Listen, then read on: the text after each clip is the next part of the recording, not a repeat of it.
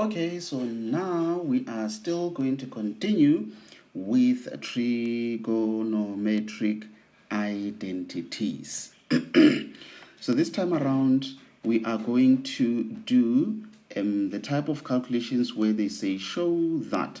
Maybe we'll do the, since we are continuing, let's say B. So this is where we need to show that 1 added to a sine of an angle where you minus cos squared of an angle, it is equals to sine of an angle where in the brackets you have 1 that you plus it with sine of an angle.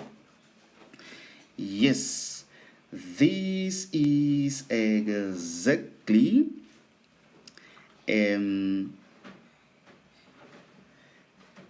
what we are going to be doing, where we need to show, it's simply showing that, show that left hand side is equals to the right hand side. That's basically what we are doing. So let's try work out the left and say 1 when we plus it with that and we minus that will end up being equals to that. It's like now we are simplifying where we need to get to that as the final answer. That's basically what we are doing. Where do you start? In most cases, it's better to start with things that has, you see that one of that squared over there. You would want to change it to sine. Why sine? Because we can see that our final answer ends up having sine. So that's why 1, we will leave it as it is. Sine of an angle, we will leave it as it is, minus, if you remember, we said cos squared angle is the same as 1 minus sine squared of an angle.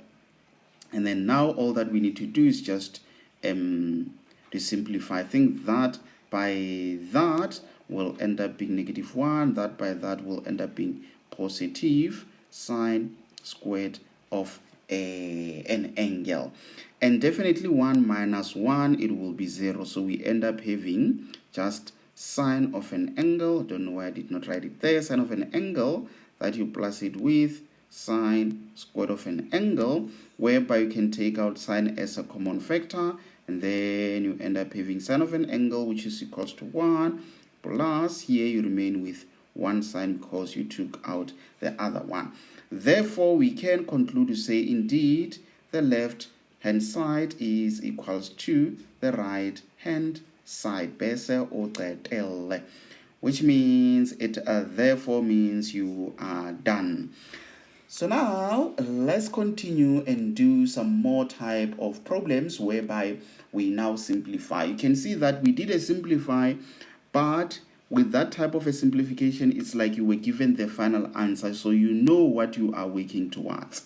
So let's say now you do not know where you are working towards, and they will just say, use your trigonometric identities to simplify the following to a single trigonometric function. So it's either you will just leave it as sine of an angle, cos of an angle, or tan of an angle. We don't want too many stories of the tan squared or the sine squared or the cos squared, because we know that those can be written differently. So let's see, maybe let's say this example number 1, let's say in short we simplify. That's what we are doing. We simplify to single trig ratios. So this is what we are having. Let's say we have 1 minus sine of an angle, and then again we have 1 that we plus it with sine of an angle. So I do not think it should be something complicated. Let's see. Yes, because what I'm thinking is that here we can do that by that, that by that. That's what we can do because we simplify, want to remove the bracket. So that means 1 times 1 is 1. 1 times sine angle becomes just sine angle. Negative sine times 1, it will definitely be negative sine of an angle. Sine by sine being negative, it will definitely be negative sine squared of an angle because you're multiplying two sines. This minus that, they will just cancel out. You remain with 1 minus sine squared of an angle, which is equals to that. So we need to write it as a single trigonometric function. 1 minus sine squared, you must just always remember that it comes from that thing which is equals to 1, which we proved. So this should be at the end of it. That's what we need to do. I'm not sure if I mentioned to say we don't want the cos squared, we don't want the sine squared, we don't want.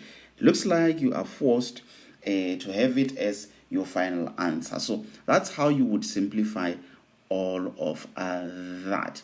Okay, maybe let's try look at a second question. What can we do here?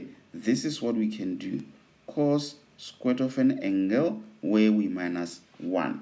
You might need to be very careful to say that formula it only works if it is 1 minus, because it comes from sine squared of an angle plus cos squared of an angle, which is equals to 1. So it has to be 1 minus one of these things. Not like this where is cos squared that minus 1, because that's where most of you guys get it wrong, where you think even this can be 1. It can't be 1. You might need to manipulate it such that in the end you can say, yes, now it is equals to 1. So the question now is, how can you manipulate it? You can manipulate it by rewriting it as saying, if you take out that to the outside, you will therefore be forced to have 1, because when you say negative times that, it has to give you negative 1. You have to have negative cos of an cos squared angle there, so that when you say that by that, it takes you back there. That's how you have manipulated it, and that's what I meant when I was saying you need to manipulate it. So you see now, you can now say you are having negative inside the brackets. It is your sine squared of an angle. It therefore ends up being negative sine squared of an angle. So you need to be very, very careful when it comes to that part. Otherwise, if you don't, you're going to be in a big, big, big trouble. So just make sure of that one, honorable member. So let's do another one, maybe as example number 3, where for example number 3, this is what we are going to be doing. What are we going to be doing there? Number 3, what are we going to be doing there? Number 3, what are we going to be doing there? Okay, let's say this time around we are having tan squared of an angle where we minus tan squared of an angle that we multiply it by sine squared of an angle. Where are we going to start? Here. Definitely, because we have two terms, why not taking out tan squared of an angle as a common factor? Then we'll remain with 1 minus sine squared of an angle. This is what I would do, honorable member. This is definitely what I would do. But 1 minus, is it not the same as cos? Yes, it is. So this is what I'm having. In the brackets, it means I am having cos squared of an angle. So now these two things are multiplying each other.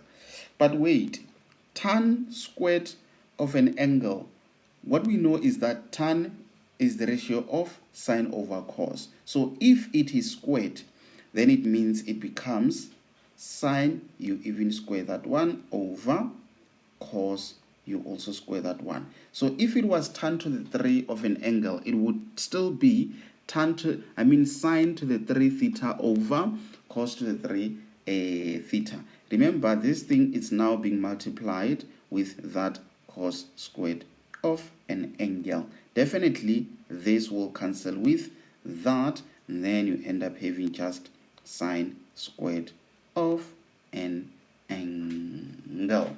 And that's how you easily deal with it decisively. Maybe let's do one more problem and see if you are going to understand it.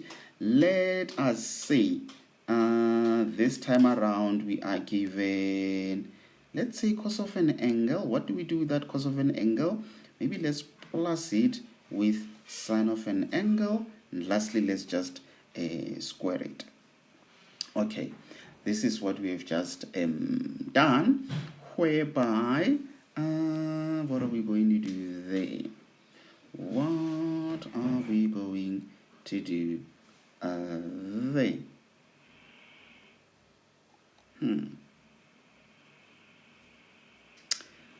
Cos angle that. Okay, now I've got an idea. Remember, honorable member, remember, very much important. Squared means two of exactly the same thing, isn't it? So why can't we write two of exactly the same thing? Because that's what we know about a squared. It means two of exactly the same thing. If it was 3, it would mean 3 of exactly the same thing. If it was that to the million, it would mean million of exactly the same thing. Okay, then I will do that by that. What will that be? I think it will definitely be cos squared of an angle, and then that by that it will definitely be positive.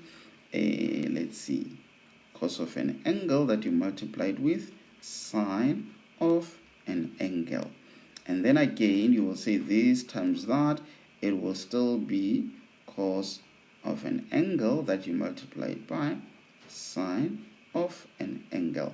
That by that will end up being sine squared of an angle. I want you to be careful of something. Look at what I did. You see here, I started with cos and then sine after. I started with cos and then sine after.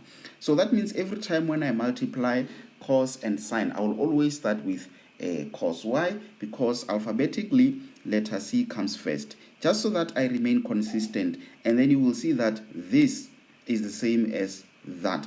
Unlike you having cos angle times sine angle, and then on the other side you have sine angle times cos angle. It might confuse you. You might think it's not a common factor. So trust me when I say you need to be clever here to say, even though you have cos squared of an angle here and it's added to sine squared of an angle there, which is far, it is still equals to 1, because you can still bring it closer and say, actually, I'm having a, what is it, cos squared of an angle that is being added to sine squared of an angle, even though that is far. Plus, okay, now that these are common factors, it means it's going to be 2 of cos angle multiplying sine of an angle. And therefore, the whole of this thing is 1. So that's why you'll say 1 plus 2 cos an angle times sine of an angle. Yes, this should be the end of it, because there is nothing much that you can do. So I think we've done enough for now, and for that reason I will say, until we meet all